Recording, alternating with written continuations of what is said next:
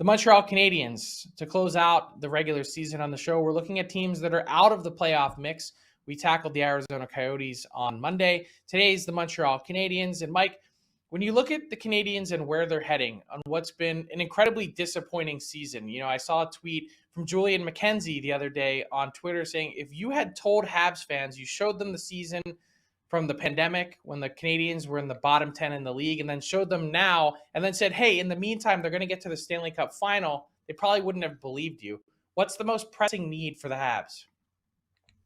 Well, if they're going to be competitive next year, which I think is I don't think this team can afford to just go like total rebuild right now, especially because they have some pretty good pieces up front that are young.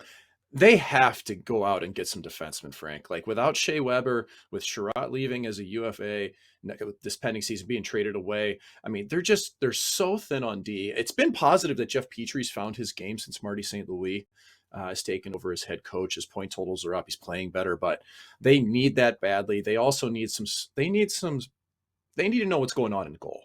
Is Carey Price going to be able to play next year? Of course, he's come back and is playing now. I would guess that's the case.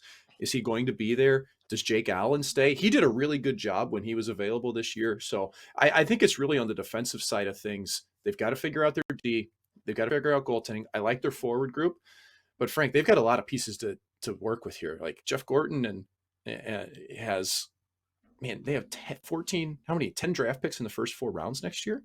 Like that's crazy, man. And that should play out in the next 2 to 3 years. So Frank, I think there's things to be positive about in Montreal. Yeah, you take a look at the Habs draft picks, as you said, 10 in the first 4 rounds, and the draft is being held in Montreal this year in July, the 7th and 8th.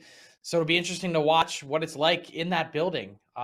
Lots of pressure on the Habs to get back to where they typically are, which is the Stanley Cup playoffs.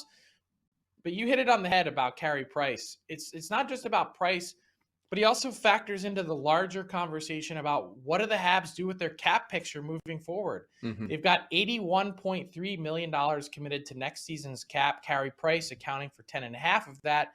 And you look moving forward, the cap's at 82.5 next year. How does this team find a way to create some salary cap flexibility?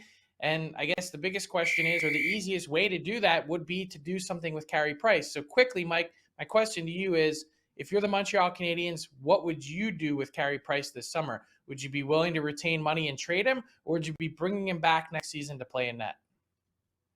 With all this, man, it's such a hard thing to say. But I think with the questions with Price's health, frankly, like with him being able to play with his knee where it's at, other things that he's faced, like at some point the Canadiens will have to look to move on if they're creating cap flexibility.